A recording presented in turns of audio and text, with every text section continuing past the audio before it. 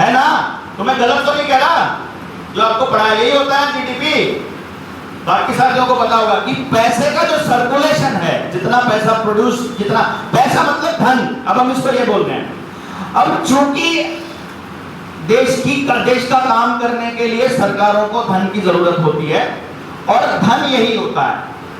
अब लेकिन दिक्कत क्या हुई, इतना सारा अनाज पैदा कर दिया तो ये अनाज को सरकार भंडारण में नहीं रख सकती, तो उसके बदले में उसकी कीमत का वो गोल्ड अपने पास रिजर्व रख लेती है कि अनाज की जो परचेजिंग पावर है उसके बराबर की परचेजिंग पावर का गोल्ड रख लेती है, और जिससे अनाज लिया था उसको उस गोल्ड के बराबर का ये जो नोट है, बैंक नोट छाप कर दे देती है। तो हम ये मानकर चल पड़ते हैं कि हमने जो अपना धन दिया, यानी आपने सुबह से लेकर रात तक जितनी मेहनत करी, आपने जो दिहाड़ी करी, आपने अपनी ऊर्जा दी, तो उसके बदले में वो आपको धन देगा। पहले तो काम करने के बदले अनाज, घास, न्यार यही सब मिला करता था ना गांव के अंदर, तो आपस में यही सब मिलता था। तो इसी प्रोसेस में जब आपने अपनी ऊर्जा किसी को दी तो वो अपनी ऊर्जा का हिस्सा आपको देता है। उसमें वो अनाज हो, जानवर हो, कपड़ा लत्ता हो, पटसन हो, कुछ ही हो, मतलब कुछ भी हो, वो अपना धन देगा। तो इस तरह से हम अपने धन का विनिमय करते होते थे। अब जब हमने कहीं पर काम किया, नौकरी करी सुबह से लेकर रात तक, तो महीने के आखिर में हमको ये पैसा मिला। ये पैसा कहां से आया? ये पैसा भारतीय रिजर्व बैंक ने छापा। भारतीय रिजर्व बैंक ने किस एवज में छापा? जितना देश में धन इकट्ठा हुआ, वो धन इकट्ठा होकर के कहां गया? भारतीय रिजर्व बैंक के पास जमा हुआ। जमा किस रूप में हुआ? अनाज के रूप में नहीं जमा है वहां भारतीय रिजर्व बैंक में, वो गोल्ड के रूप में जमा हुआ। और ये बात हमको हमारे पुरखे भी बोलते आए हैं कि बैंकों के पास, सरकार के पास जितना पैसा हो, जितना सोना होगा उतने ही नोट अपन छाप सकते हैं। ये भी इन सबको बताया गया था, यही बोला गया था ना हम लोगों को कि जितना सोना होता है। वो कितना सोना होता है ये सबसे बड़ी बात है, जिसके ऊपर हमको सबसे ज्यादा ध्यान देना है। भाई ये तो हमको बताया कि जितना सोना होता है उतने ही नोट छाप सकते हैं, पर वो कितना सोना है कि कितने नोट छाप सकते हैं, उसके लिए हमको कोई ना कोई नियम बनाना पड़ता है। जैसे हमने आपको बोला कि जनता सरकार मोर्चा का मेंबर बनने के लिए आपका मिनिमम क्राइटेरिया क्या है? मिनिमम क्राइटेरिया ये है कि जनता सरकार मोर्चा में आप शामिल हो जाओगे यदि आप समाज की भलाई का काम कर रहे हो, यदि आप चोर नहीं हो, यदि आप जार नहीं हो। मतलब मेन कोशिश प्रॉपर्टी तो आपने यही बताई कि आप में ये क्वालिटी है, अगर ये वाली अगर मतलब नहीं है अवगुण, तो आप अपने आप मेंबर बन जाओगे कि आपकी गलत नियत किसी की तरफ नहीं होनी चाहिए। अब इसी प्रकार से धन का भी कोई ना कोई पैमाना होता है, क्यों जी? और धन का मतलब आप उसका मूल्य का आकलन तो करना पड़ेगा। भाई कैसे पता लगेगा कि एक मिस्त्री की तो दिहाड़ी एक दिन की 1000 रुपए, एक मिस्त्री की दिहाड़ी जो है वो एक मजदूर की दिहाड़ी 500 रुपए, और एक मास्टर जी स्कूल में पढ़ाने जाते हैं उसको तनख्वाह मिलती है 1 लाख रुपए, उसके हिसाब से उसके दिन की 3000 रुपए। फिर कोई दूसरा आदमी है उसको एक दिन के 5000 रुपया भी मिलेगा, किसी की तनख्वाह 1.5 लाख हो जाएगी, और इस तरह से बढ़ती रहेगी। तो यानी कि आपने जो कंट्रीब्यूट किया जितना भी अपनी ऊर्जा का, उसका मूल्यांकन करने का काम रुपए करेगा। यानी रुपया क्या है? रुपया किसी भी वस्तु के मूल्य का मापक है। समझ गए बात आप? रुपया क्या है? मूल्य का मापक। अब यहां तो मूल्य का मापक है, इससे पहले आपको मापक की परिभाषा समझ में आनी चाहिए कि मापक वो होता है जो किसी चीज को मापने का काम करता है। अब जैसे किसी का वजन मापना है तो किलोग्राम, किसी की लंबाई मापनी है किलोग्राम, ग्राम, क्विंटल, टन, वो सब अलग अलग है ना। चाहे आप सेंटीमीटर में मापो, चाहे इंच में मापो, चाहे किलोमीटर में मापो, लंबाई का जो मापक होगा वो फिक्स होगा, द्रव्यमान का जो मापक होगा वो फिक्स होगा। इसी तरीके से किसी भी चीज का मापना है, उसका जो मापक होता है वो फिक्स होता है। ऐसा कभी नहीं होगा कि दुकानदार के लिए 1 किलो का मतलब 990 ग्राम हो जाए और हमारे लिए 1 किलो का मतलब 1100 ग्राम हो जाए। 1 किलो का मतलब 1000 ग्राम है, वो बट्टा चाहे लोहे का हो, चाहे सोने का हो, चाहे पत्थर का हो, चाहे मिट्टी का हो, चाहे 1 किलो दाने रख रखे हो, चाहे 1 किलो घी रख रखा हो बराबर में, 1 किलो माने 1000 ग्राम। अगर 1001 ग्राम भी होगा या 999 ग्राम भी होगा तो वो 1 किलो नहीं बोला जाएगा। समझ गए ना? अगर किसी को किलो बोलना है तो उसका पूरा 1000 ग्राम होगा। ऐसे ही रुपए का भी कोई ना कोई मापक तो जरूर होगा। ये सवाल जब आया तो पता चला हमारे पुरखों ने रुपए का जो मापक है बहुत पहले से रखा हुआ है, बहुत पहले से, सदियों सदियों से चलता आ रहा था। और जब इसको पहली बार शेरशाह सूरी ने लिखित रूप दिया तो भी वही रूप दिया जो हमारे पुरखों ने दिया था। और जब शेरशाह सूरी से अंग्रेजों ने इसका लिखित रूप दिया तो भी वही दिया था जो हमारे पुरखों ने दिया था। वो क्या था? 10 रुपए का 1 तोला सोना। 10 रुपए का 1 तोला सोना, ये मापक है। चाहे रुपया चमड़े का हो, पहले चमड़े के रुपए भी चले हैं, तांबे के रुपए भी चले, चांदी के रुपए भी चले, आजकल लोहे के भी चले, कागज के भी चले। ऐसी चांदी भी चली जिसमें 90% चांदी है, बाकी अशुद्धता है। ऐसा सिक्का भी चला जिसमें 50% चांदी है, बाकी अशुद्धता है। चाहे सिक्का किसी भी रूप में हो 1 रुपए का, जब 10 सिक्के मिल जाएंगे तो वो एक मोहर बनेगी। यही सिद्धांत हमारा सदियों से चला आ रहा था, जिसको अंग्रेजों ने भी एज इट इज अपने कॉइनेज एक्ट में और अपने पेपर करेंसी एक्ट में शामिल किया। और ये इसलिए किया क्योंकि फिर उन लोगों को ये पता था कि इस देश के लोग सिद्धांत पर चलने वाले लोग हैं। अगर आप सिद्धांत को तोड़ोगे तो इस देश के लोग पगलाए हाथी की तरह तुम्हारे पीछे पड़ जाएंगे और छोड़ेंगे नहीं। इसलिए उन्होंने एज इट इज उस सिद्धांत को लिया। लेकिन जब उन्होंने देखा कि देश के लोग शांत हो गए हैं, जैसे मैंने थोड़ी देर पहले आपको क्या बताया कि आदमी के शरीर के लिए 432 हर्ट्ज की फ्रीक्वेंसी सबसे बेस्ट रहती है। और साइंटिस्ट ने लेबोरेटरी में ये टेस्ट करके देख लिया और प्रूव कर दिया कि ब्लड सेल्स, मरते हुए ब्लड सेल्स, कैंसर के ब्लड सेल्स जो कि डेड, ऑलमोस्ट डेड सेल्स थे, उनको जब 432 हर्ट्ज की फ्रीक्वेंसी दी गई तो वो सेल्स जो हैं वो दोबारा से रीजनरेट होने लगे। और जब 440 हर्ट्ज की फ्रीक्वेंसी दी तो वो सेल डिस्टर्ब होकर मरने लगे।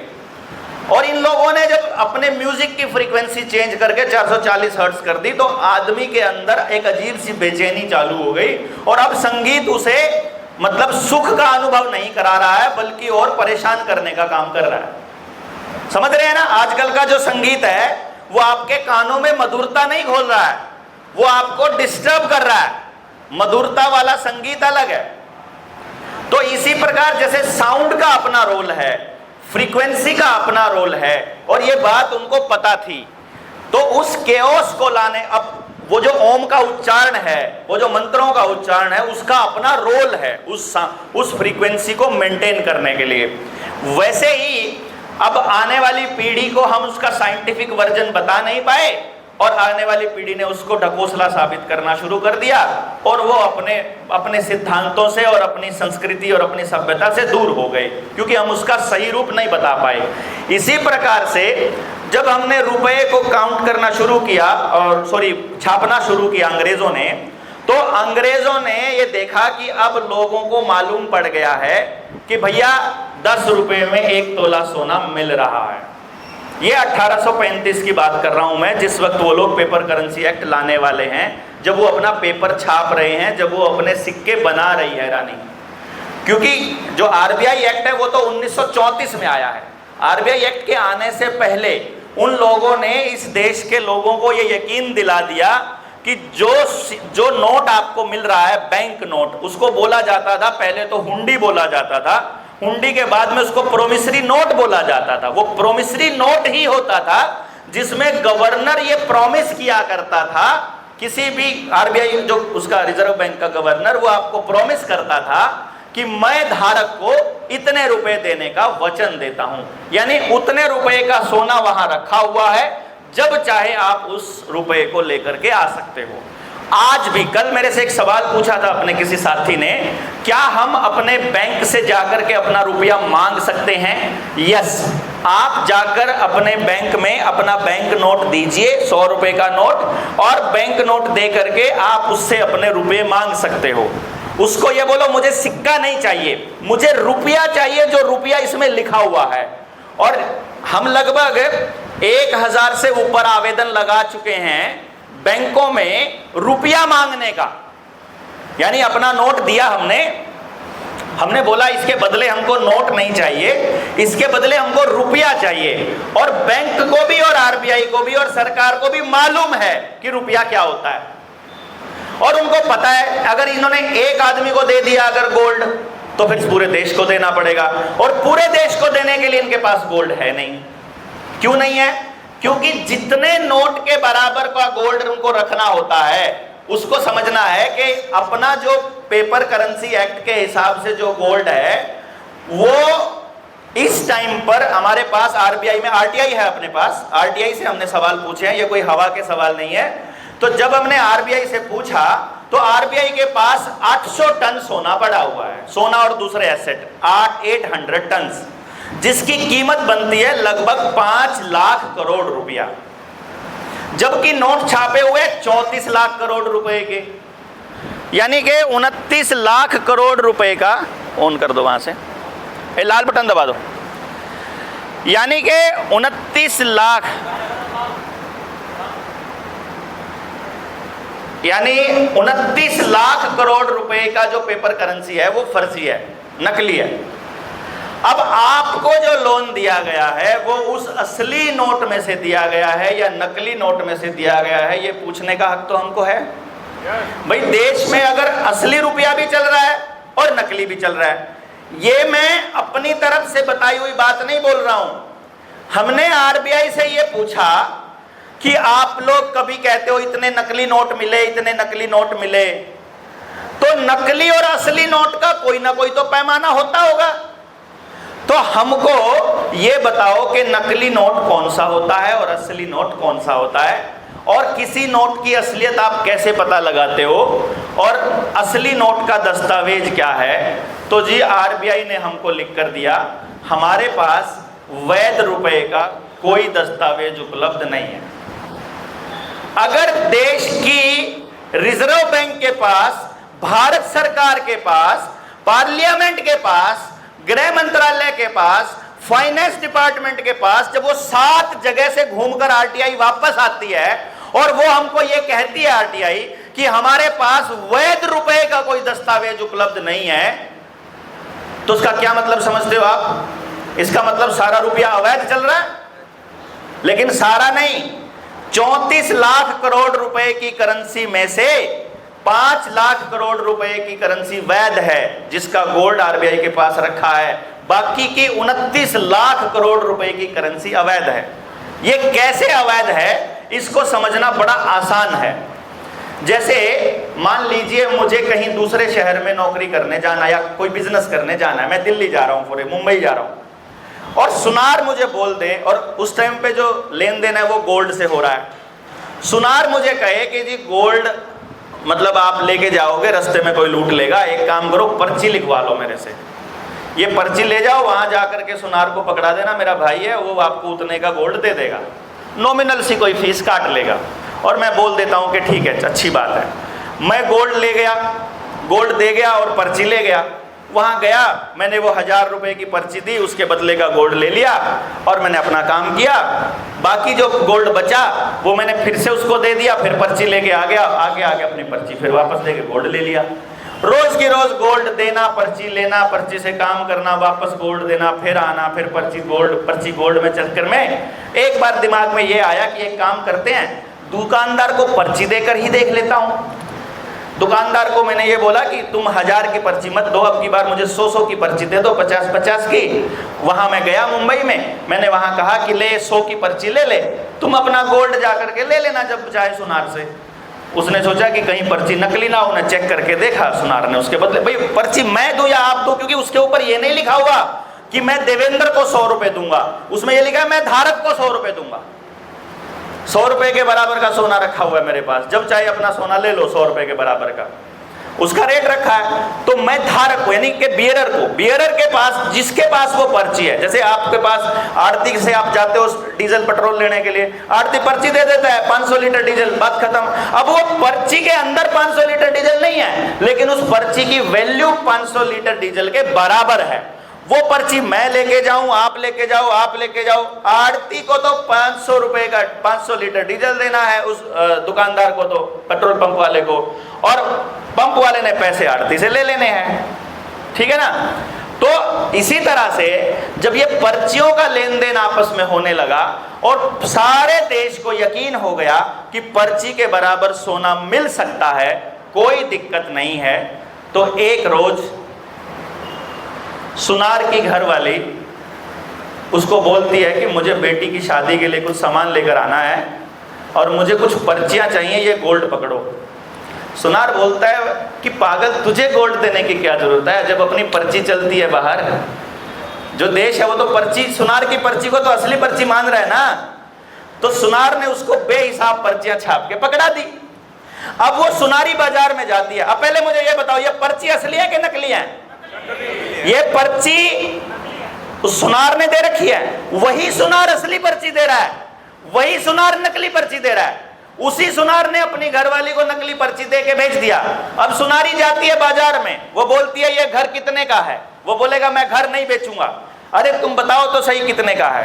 वो बोलेगा ये घर 2000 रुपए का। अरे ले तू 3000 ले। अब वो सोचेगा कि 3000 रुपए में तो मैं 2 घर ले लूंगा, तो उसको बेचने में कोई दिक्कत नहीं। लेकिन वो पर्ची कितनी है? पर्ची कौन सी है, असली है कि नकली? नकली पर्ची के बदले आपका असली प्रॉपर्टी ले लिया, गाय ले ली उसी पर्ची से, सोना ले लिया उसी पर्ची से, गहने बनवा लिया उसी पर्ची से, गाड़ी ले ली उसी पर्ची से, मोटरसाइकिल ले ली उसी पर्ची से, ले ली ना। अब वो दुकानदार को डाउट हो जाए, मान लो कि सुनारी गड़बड़ तो नहीं कर रही, अब वो जा करके सोना लेने चला जाए उस पर्ची के बदले। अरे भैया, आपकी उन पर्चियों का सोना नहीं रखा, पूरे गांव का, पूरे देश का सोना तो रखा है, उसमें से पकड़ा देगा थोड़ा सा।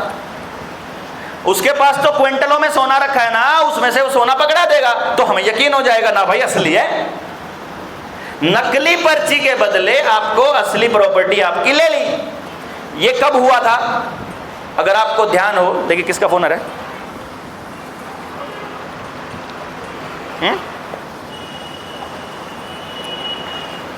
अब ये कब हुआ था आपके साथ? आपको अगर ध्यान हो, सन 2002 में 2004 में दिल्ली से गाड़ियों में, काली गाड़ियों में, काले शीशे गाड़ियों में बोरों में भर के रुपए लाया करते थे लाले जी दिल्ली के, और बोला करते थे बोल जमीन का रेट क्या है। और गांव वाले क्या करते, जमीन हमारी माँ है, जमीन बेचेंगे नहीं।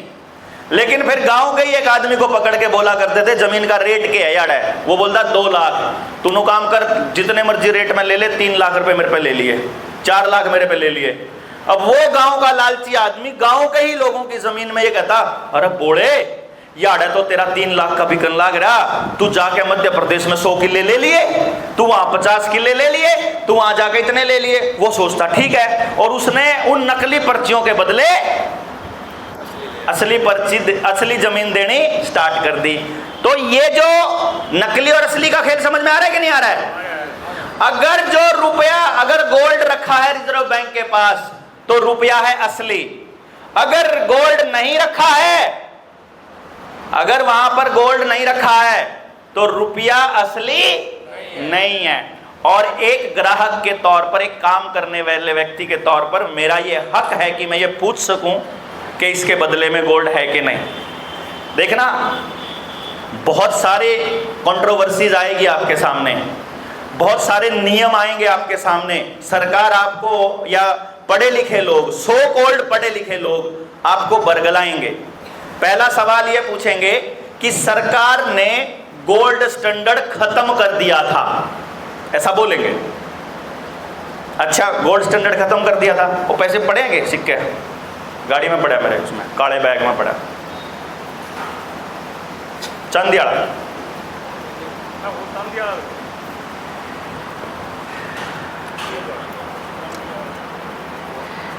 ये मेरे पास 2 नोट हैं इस टाइम पे मेरे हाथ में, बाकी के मेरी गाड़ी में रखे हैं, सिक्का भी रखा है, मैं बता देता हूँ।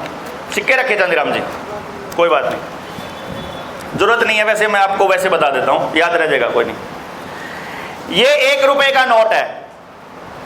जिस भाई के पास भी 1 रुपये का नोट हो, उस नोट के ऊपर देखना, सबसे ऊपर लिखा होता है भारत सरकार।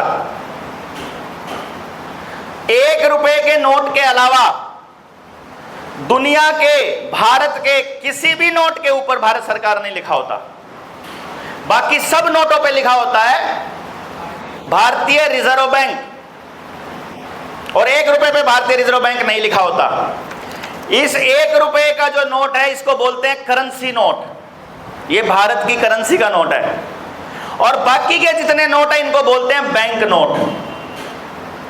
रिजर्व बैंक जब बना, रिजर्व बैंक की धारा 24-26 ये कहती है कि अगर कोई व्यक्ति अपने रुपए को लेने आए तो रिजर्व बैंक उसको देने के लिए बाध्य है। इस नोट के बदले में अगर अपना रुपया लेने आए, अब रुपया लेने आए तो रुपया कौन सा, एक बात को दिमाग लगा करके सोचना कि आपके साथ ठगी कैसे हुई है।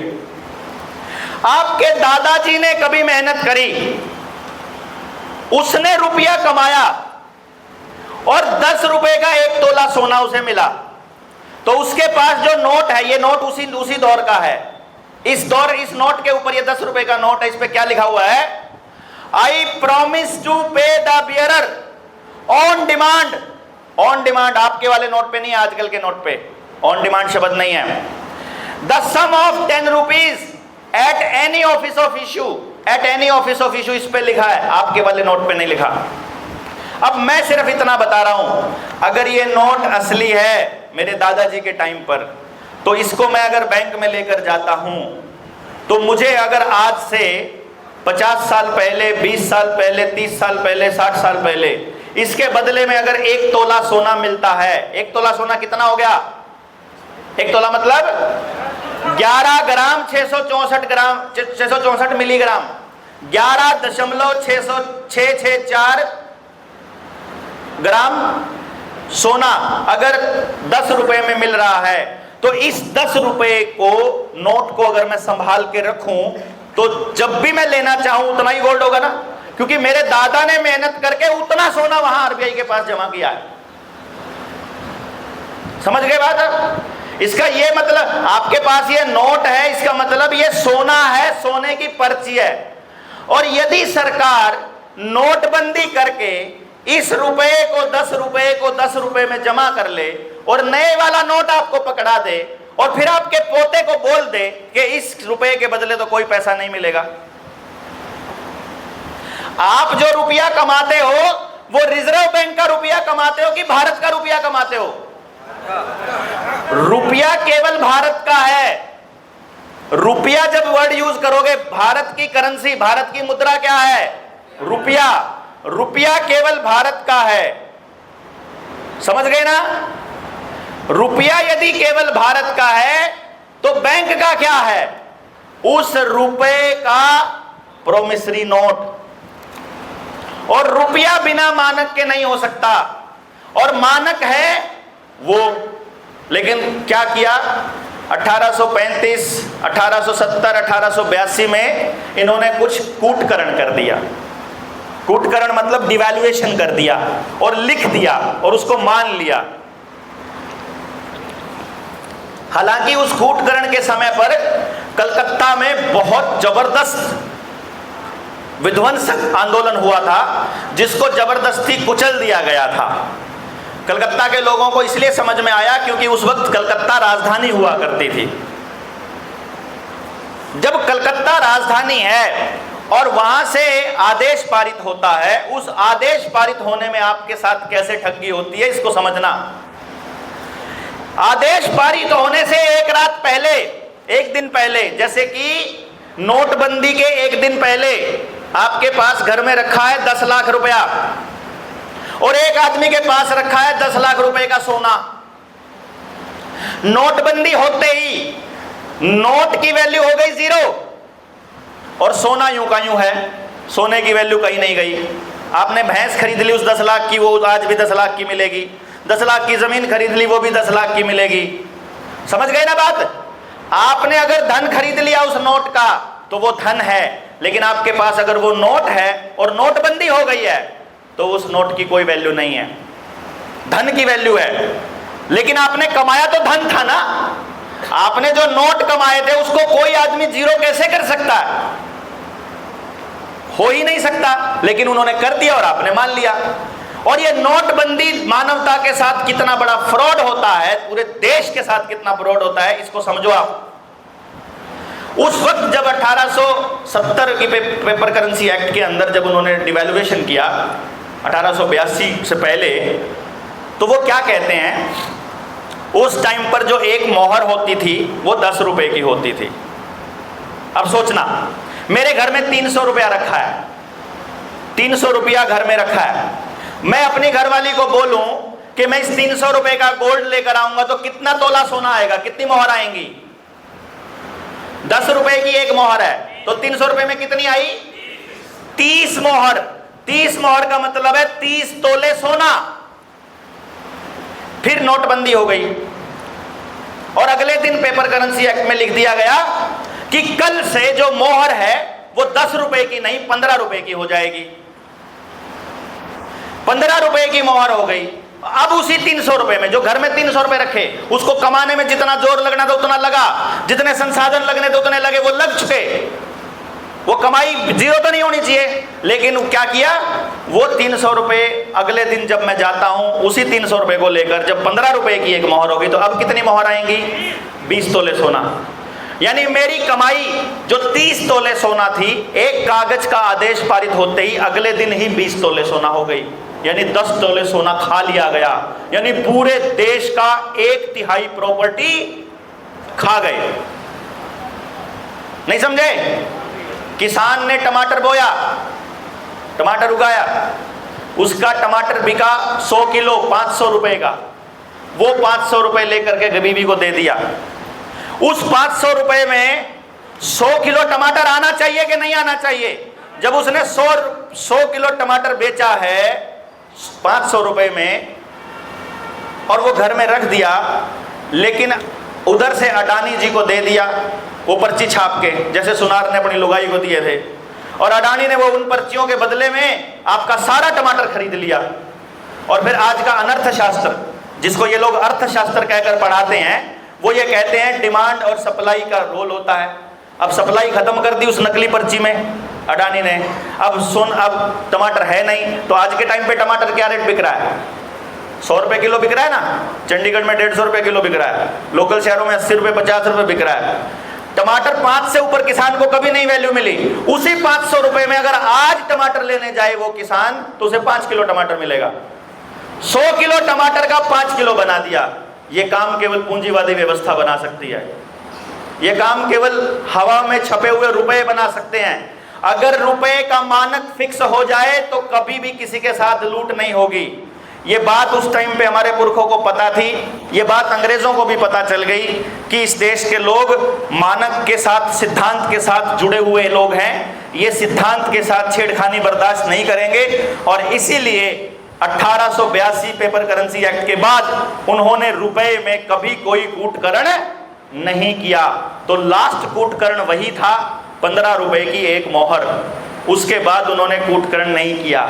तो अगर हम उस ही मानक को आज भी मान के चलते हैं तो 15 रुपए की एक मोहर का मतलब है 15 रुपए में एक तोला सोना। इस तरीके से 1 रुपए की जो कीमत बनती है वो 777 मिलीग्राम सोना बनती है। भारत के 1 रुपए की कीमत, आरबीआई के रुपए की कीमत नहीं कह रहा हूं, लेकिन आरबीआई का उतना ही सोना, आरबीआई के नोट में उतना ही सोना आज के टाइम पे कितने रुपए का आता है? लगभग 6000 रुपए में एक तो 777 मिलीग्राम सोना। समझ गए ना? 1 तोला सोना भारत का रुपया 15 रुपया, लेकिन आरबीआई का रुपया अभी 60-70 हजार रुपए का रेट है, 80 के करीब का रेट है। तो मतलब हमारा 1 रुपया और आरबीआई के 6000 रुपए के लगभग बराबर हो गया। अब हमने ये बात आरबीआई से पूछ ली आरटीआई डाल करके, और कमाल की बात यह है कि पिछले 7 सालों में आरबीआई इस बात को मान चुका है अलग अलग दस्तावेजों में कि हमने देश के साथ फ्रॉड किया है, हमने देश के साथ ये घपला किया है और हम इस देश का सारा सोना खा चुके हैं। भाई मान लो आपके पुरखों ने जो रुपया कमाया उसका गोल्ड रख दिया आरबीआई के पास, उस नोट के बदले दे दिया आपको नए नोट, और आरबीआई कह दे कि अब नए नोट के बदले आपको सोना नहीं मिलेगा, तो आपके पुरखों ने जितना रुपया कमाया हुआ सारा लूट के ले गए कि नहीं? तो ये लूट अपनी लोगे कि नहीं लोगे? भाई पहले तो 10 मन होता था अनाज खेत में, आज 40 मन अनाज होता है। तो जो पैदावार है वो बढ़ी है कि घटी है? पैदावार बढ़ी है तो कीमत घटनी चाहिए, महंगाई घटनी चाहिए ना। अगर पैदावार बढ़ी है तो महंगाई घटनी चाहिए, क्योंकि आपूर्ति ज्यादा हुई है। जितने गुना पॉपुलेशन बढ़ी है, अगर पॉपुलेशन 3 गुना बढ़ी है तो पैदावार 10 गुना बढ़ी है, 20 गुना बढ़ी है, कहीं कहीं जगह 50-50 गुना बढ़ी है। तो पैदावार अगर बढ़ी है तो सस्ताई होनी चाहिए थी, लेकिन ये कभी सस्ताई नहीं होगी, मैं आपको बता रहा हूं, कभी नहीं होगी, क्योंकि आप लोगों को, हम लोगों को बेवकूफ बना करके इन्होंने रुपए को कमोडिटी बना दिया। रुपया कमोडिटी नहीं होता है, आरबीआई का रुपया कमोडिटी होता होगा, भारत का रुपया कमोडिटी नहीं है। भारत का रुपया किसी वस्तु के मूल्य मापने का मापक है, और मापक बिना मानक का नहीं होता। ये यूनिवर्सल सिद्धांत है, और दुनिया का कोई कानून, कोई सरकार, कोई व्यक्ति, कोई बहुमत, कोई ताकत किसी सिद्धांत को नहीं तोड़ सकती, क्योंकि सिद्धांत सर्वोपरि है। तो ये लड़ाई अपनी सिद्धांत की लड़ाई है। यदि आपने सिद्धांत की लड़ाई लड़ ली तो आपका शोषण होने से बच जाएगा। यदि आप सरकारों की ताकत देखकर डर गए तो आपका शोषण कभी नहीं रुकेगा, ये चलता रहेगा। आप 100 किलो टमाटर बेचोगे और उसके बदले 2 किलो, कभी 5 किलो, कभी 10 किलो मिलेगा, उसके बदले आपको कभी कुछ नहीं मिलेगा। आज आप जो चीज बेच रहे हो, कल को वही चीज खरीद नहीं सकते उतने रुपए में। अगर आज आपकी जमीन में, पहले अगर आपकी जमीन में 2 लाख रुपए 1 एकड़ होता था उसका रेट, और आज अगर उसका रेट 20 लाख रुपए एकड़ है, तो इसका यह मतलब नहीं है कि जमीन की वैल्यू बढ़ी है। इसका यह मतलब नहीं है भैया, जमीन की वैल्यू बढ़ेगी अगर जमीन एक्सटेंड होकर के चौड़ी हो जाएगी, जमीन उसी ओरिजिनल बीज को ज्यादा पैदावार देने लग जाएगी तो जमीन की वैल्यू बढ़ेगी, अदरवाइज उसकी वैल्यू नहीं बढ़ती। जमीन की अगर आपको आज 20 लाख रुपया देना पड़ रहा है तो इसका मतलब है कि पहले जिस जमीन को आपकी 2 लाख रुपए की मेहनत खरीद लेती थी, आज आपकी 20 लाख रुपए की मेहनत खरीद पाती है उतनी जमीन को। इसका मतलब आपकी मेहनत को खा गए हैं वो लोग। ये महंगाई नहीं हुई है, उस एक व्यक्ति के लिए बेशक जमीन की वैल्यू बढ़ी है, उसका एकड़ बढ़ा है, लेकिन पूरी दुनिया के लिए उसकी मेहनत की कमाई घटी है। तो यहाँ पर जो दर्जी की मेहनत बढ़ी है वहां पर भी यही गड़बड़ होएगी, क्योंकि धन के तो उतना ही, अनाज तो आज भी 4 रोटी खाया करते हैं, आज आप भी 4 खाओ, मैं भी 4 खाऊं, 1 करोड़ रुपए कमाने वाला भी, 100 करोड़ कमाने वाला भी उतनी रोटी खाता है। जरूरत आपकी उतनी है, लेकिन वो जरूरत से ज्यादा संग्रह करते जाएंगे, क्योंकि आपको मालूम नहीं, आप चुपचाप उनके उन अत्याचारों को सहन करते जाओगे। नहीं समझे क्या? अब अपनी लड़ाई क्या है, बस इतना समझो। हम जब बैंक में गए, उस लोन के जब आवेदन के केस में हम गए थे, तो हमारे सामने वो सारे सवाल आए। हमसे बैंक मैनेजर ने पूछा, क्योंकि आपसे भी पूछने वाले हैं, उसने पूछा आपने हमसे लोन लिया, आपने हमसे 20 लाख का लोन लिया। मैंने कहा भाई साहब, हमने आपसे 20 लाख रुपए का लोन मांगा, आपने हमको 20 लाख रुपए नहीं दिए। आप हमें लिख करके दो कि आपने हमें भारतीय रुपया दिया है। अगर तुमने हमको भारतीय रुपया दिया है तो हमें लिख के देने में क्या तकलीफ है भाई? तुमने हमको आरबीआई के नोट दिए हैं, और आरबीआई आरटीआई में, आरबीआई का डायरेक्टर हमको दी हुई आरटीआई में ये मान चुका है कि हमने प्रोमिसरी नोट बदला है, और प्रोमिसरी नोट एफिडेविट होता है, और एफिडेविट कभी किसी का बदला नहीं जा सकता। अगर किसी ने एफिडेविट बदला है तो वो फ्रॉड है, और अगर एफिडेविट बदला हुआ नोट आपके पास है तो वो नोट नकली है, ये आरबीआई मान चुका है। तो अगर आपको नकली नोट दिया है तो हमने पूछा कि तुमने भारत का रुपया दिया कि आरबीआई का रुपया दिया, तुमने वो डिजिट दिए या रुपया दिया, तुमने हमको धन दिया कि डिजिट दिए? डिजिट दे देते हैं, मैंने आपको बताया था डिजिट कैसे देते हैं। आरबीआई बैंक आपको लोन अपने पैसे में से नहीं देता है, हमारे पास उसकी स्टेटमेंट है, उसकी पूरी की पूरी बैलेंस शीट है, वो आपको अपने पैसे में से नहीं देता।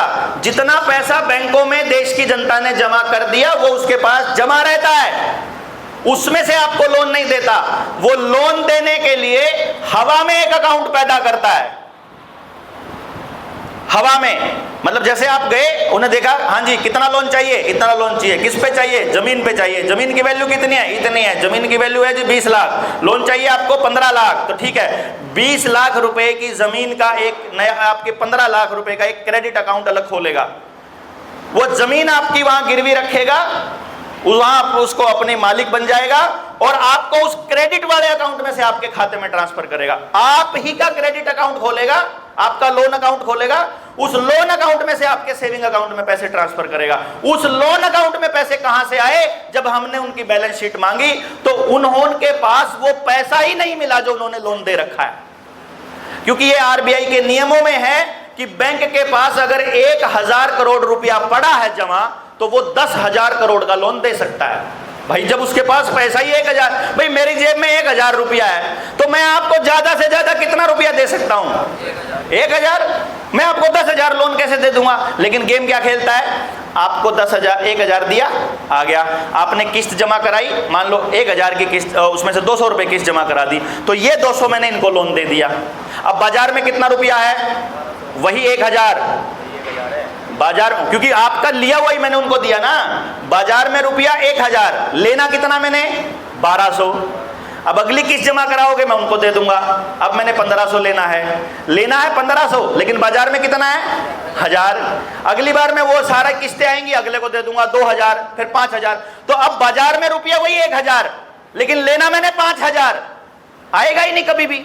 अगर मैं सबको कहूं अपना पैसा जमा कराओ तो कितना पैसा आएगा वापस?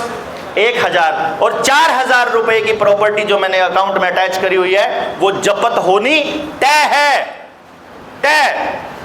आज के टाइम पर देश के पास पेपर करेंसी है 34 लाख करोड़ और सोना पड़ा है 800 टन 5 लाख करोड़ का, और लोन हुआ पड़ा है 205 लाख करोड़ का। 34 लाख करोड़ रुपए बैंकों के पास पेपर करेंसी है और 205 लाख करोड़ रुपए का लोन कर रखा है, यानी कि 170 लाख करोड़ रुपए के करीब की प्रॉपर्टी का नीलाम होना तय है। उसमें आपकी पहले नंबर पर आ जाएगी, इनके दूसरे पे आ जाएगी, मेरी अगले पे आएगी, सबकी आएगी। और एक कमाल की बात यह है कि पिछले महीने जो आपका 50 लाख का किला हो तो उसके ऊपर 1 लाख रुपया केसीसी मिलता है। 50 लाख रुपए किले का 1 लाख रुपया केसीसी मिलता है, और वो 1 लाख भी देने के लिए किसान के पास है नहीं है, किसी के पास पूरे गांव के अंदर। जब वो पैसा किसी के पास नहीं है तो उनकी नीलाम होनी तय है। अगर बैंक मान लो नीलाम कर देगा किसान की जमीन, तो किसकी हो जाएगी? वो बैंकों की। तो आपको जानकर बड़ी खुशी होगी कि पिछले महीने नरेंद्र मोदी साहब ने गौतम अडानी को भारत की एग्रीकल्चर फाइनेंस दे दी है। यानी कि अगर जमीन बैंकों की है तो बैंकों का मालिक अडानी है, तो आने वाले टाइम में आपकी जमीनों का मालिक कौन होने वाला है? अडानी। जैसे आपकी सेना की सारी जमीन दे दी, रेलवे की सारी जमीन दे रहा है, आपकी खाली पड़ी जितनी जमीनें सारी दे रहा है, आपके गांव की शामलात की, जोहड़ की, मंदिर की, चौपाल की और जो जंगल की जमीन है वो सारी की सारी उसी को दे रहा है। वैसे ही आपकी व्यक्तिगत जमीन भी वहीं जाने वाली है, उसको कोई दुनिया की ताकत नहीं रोक सकती अगर आप लोग चेते नहीं तो। वर्ल्ड इकोनॉमिक फोरम के कार्ल श्वाब ने बोल दिया था आज से 5 साल पहले कि हम 2030 तक एक ऐसी दुनिया बनाने वाले हैं, एक ऐसा वर्ल्ड ऑर्डर लाने वाले हैं जिसमें you will own nothing but you will be happy. आपका किसी चीज के ऊपर मालिकाना हक नहीं होगा, लेकिन आप खुश रहोगे। खुश किससे रहोगे? आपके हाथ में जो ये जूत पकड़ा रखा है, मैंने बताया था ये माइंड कंट्रोल डिवाइस जिसको मोबाइल कहते हैं, ये मोबाइल आपको कभी भी बेरोजगारी का एहसास नहीं होने देगा, गरीबी का एहसास नहीं होने देगा, परेशानी का एहसास नहीं होने देगा। आपको प्लेजर मिलता रहेगा फ्री में। अभी आने वाले टाइम में इंटरनेट फ्री देने की योजना बना रही है सरकार, ताकि नौजवानों को कभी भी रिचार्ज कराना ना पड़े और उनको हमेशा के लिए परमानेंट प्लेजर मिलता रहे।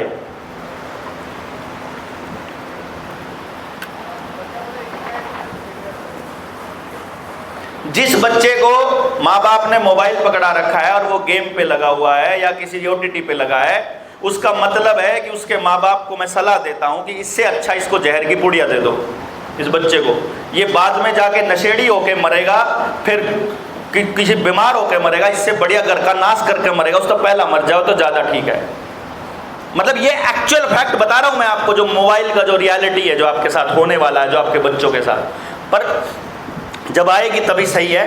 मैं अपनी बात को कंप्लीट करूंगा इसके। हाँ चलो मैं 2 बातें और कहूँ, फिर कुमार जी का नंबर है। मैंने सोचा था पूरा कर ही लो जी तो आपके सामने जब बैंक में जब आप जाते हो, तो मैंने जब बैंक वाले से पूछा कि भाई आप हमें बता दो आपने हमको कौन सा रुपया दिया है, बस हम संतुष्ट हो जाएंगे तो आपका पैसा सारा वापस कर देंगे, हमें दिक्कत नहीं है। हम आपका चुकता करना चाहते हैं, लेकिन कानून के तहत चुकता करना चाहते हैं। अगर तुम नियम से ऊपर होकर के चोरी ठगी का पैसा लेना चाहते हो तो वो बताओ। तो मैनेजर ने कहा ठीक है, जो पैसा आपने हमसे लिया है वही दे दो। आप कह रहे हो कि आपने हमको नकली रुपया दिया है ना भाई, आप कह रहे हो कि नकली रुपया दिया। और तो बैंक बोला कि आप एक काम करो, हमको हमारा नकली रुपया दे दो। मैंने कहा ठीक है, एक काम करता हूं, मैं आपको नकली रुपया दे देता हूं, आप हमें लिख करके दे दो कि हमें वही रुपया दे दो, यही लाइन लिख दो। उसका कारण क्या है, आईपीसी की धारा 489 ABCDE, उसके अंदर स्पष्ट मेंशन है कि जो नकली नोट है, जो ये डिवैल्यूएशन वाला रुपया है, इस रुपये को छापने वाला, लेने वाला, देने वाला, मांगने वाला, रखने वाला हर व्यक्ति कसूरवार है, कॉग्निजेबल ऑफेंस है और आजीवन कारावास तक की सजा है। तो बैंक वाले आपसे वो रुपया नहीं मांग सकते जो डिवैल्यूएटेड है, वो केवल 80 रुपया मांग सकते हैं। और आप लोग असली रुपया ही देते हो उनको, अगर आपको ना पता हो, क्योंकि आप जो रुपया आता है आपके पास, वो अनाज के बदले आता है, वो मेहनत के बदले आता है, वो डंगर के बदले आता है। यानी आप असली रुपया कमाते हो और बैंक वाले नकली रुपया छाप लेते हैं। दोनों में फर्क है, आप कमाते हो, वो छापते हैं। तो आपने जो लोन लिया है वो हवा है, वो सिर्फ डिजिट है, और आप जो देते हो वो अपनी कमाई देते हो। इसको समझना, हवा के बदले आपकी प्रॉपर्टीज को नीलाम किया हुआ है उन्होंने। अब जब उसने ये कहा तो उसने कहा कि आप गलत बका रहे हो देश की जनता को। मैंने कहा कैसे बका रहा हूं भाई?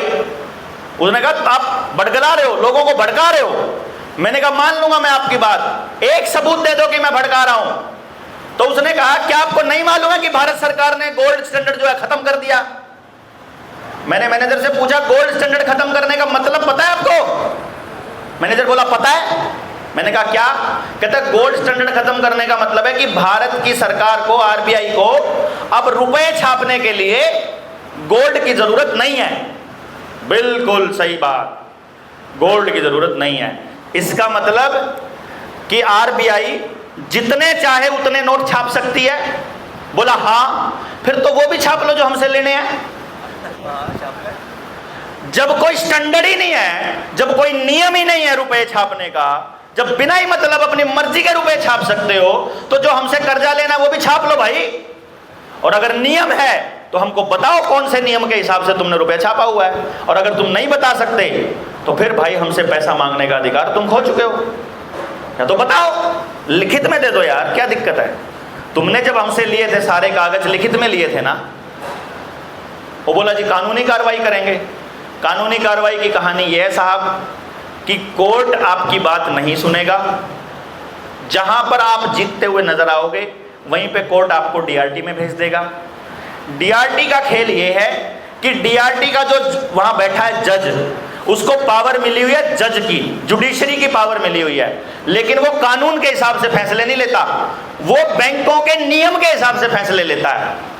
हम कानून के हिसाब से फैसला चाहते हैं, हम कानून के हिसाब से चाहते हैं, जो प्राकृतिक नियम को फॉलो करता है उसके हिसाब से फैसला चाहते हैं। तो गलत फैसला चाहते हैं क्या हम ये कहते हैं तुम प्राकृतिक नियम को मानते हुए, नियमों को मानते हुए, सिद्धांतों को मानते हुए जो सही है वो फैसला होना चाहिए, उसमें अगर हमको देना आता है तो हम देंगे, और अगर लेना आता है तो बैंक वालों से दिलवाए हमको ये कोर्ट, और उसके लिए हम कोर्ट के सामने जाते हैं तो कोर्ट उठा करके हमारी फाइल फेंक देता है।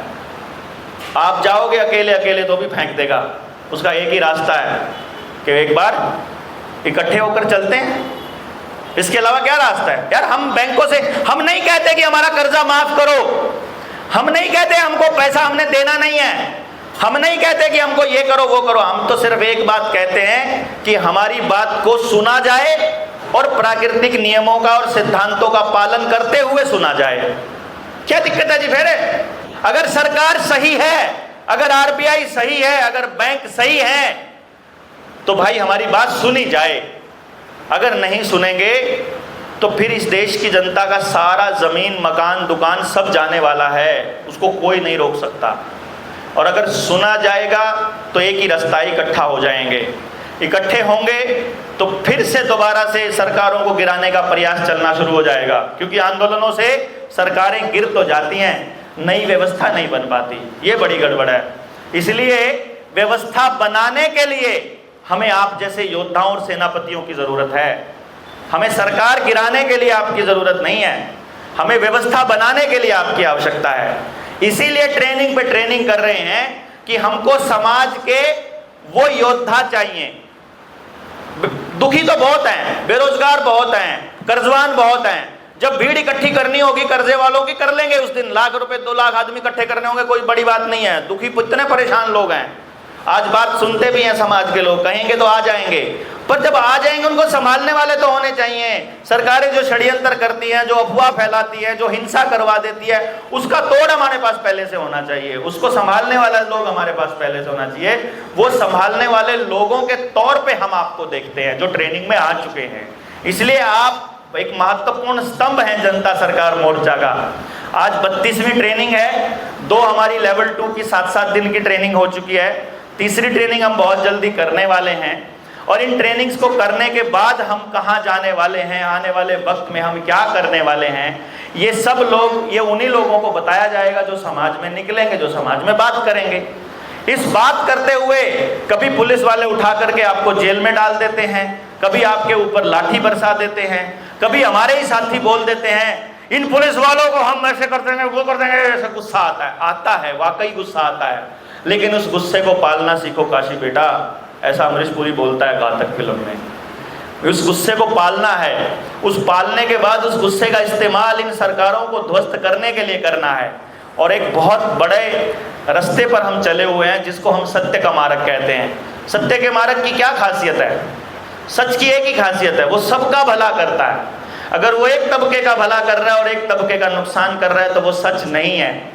और इसीलिए हमें वो व्यक्ति आने वाले वक्त में गाइडेंस देंगे जिन्होंने अपने जीवन में थोड़ा बहुत सत्य के मार्ग पर चला है, और अपने देश में थोड़ा बहुत तो क्या, एक बड़े महात्मा के नाम पर पूरी दुनिया में एक व्यक्ति मशहूर है जिनको महात्मा गांधी कहा जाता है, जिन्होंने अपना रास्ता ही ये दिया दुनिया को कि अगर आप लड़ना चाहते हो तो सत्य और अहिंसा, ये 2 रास्ते आपके लिए इंपॉर्टेंट है। अहिंसा क्यों जरूरी है? क्योंकि देखो, अपनी जमीन बचाने के लिए आदिवासी लोगों ने जब हथियार उठाए कि पुलिस वालों को घुसने नहीं देंगे तो उनको नक्सली बना दिया। जब हम लोग उठेंगे तो हमको भी बदनाम कर दिया जाएगा। हिंसा होगी तो हमको बदनाम करके कुचल दिया जाएगा। इस बात का अच्छे से पता था महात्मा गांधी को, इस बात का अच्छे से पता था, क्योंकि वो वहाँ से वकालत करके आए हुए थे। उनको उनकी उस वकालत का पता था, जो अंग्रेज़ों ने जो यहाँ पर हमारे को कानून दिया था, जो आईपीसी दी थी, उसकी समझ उनको पता थी। उनको मालूम था कि जिस भी व्यक्ति ने हिंसा करी उसके आंदोलन को तोड़ना बहुत आसान होगा। और इसीलिए जब भी गांधी ने कोई आंदोलन किया तो चाहे षड्यंत्रकारी लोगों ने, चाहे उत्तेजना में आए लोगों ने, चाहे अति उत्साही लोगों ने, चाहे नौजवानों ने फिर कोई ना कोई हिंसात्मक कार्रवाई कर दी, फिर उनको वो आंदोलन वापस लेने पड़े। क्या यही दौर आने वाले वक्त में जनता सरकार मोर्चा के साथ होने वाला है कि अगर हम अहिंसात्मक आंदोलन चालू करें तो क्या हम इतने लोगों को तैयार कर सकते हैं? पहले ही हम आंदोलन करने से पहले इतने लोगों को तैयार करना चाहते हैं। हमारा मकसद ये नहीं है कि आंदोलन कर दिया जाए और बाद में भीड़ को इकट्ठा किया जाए।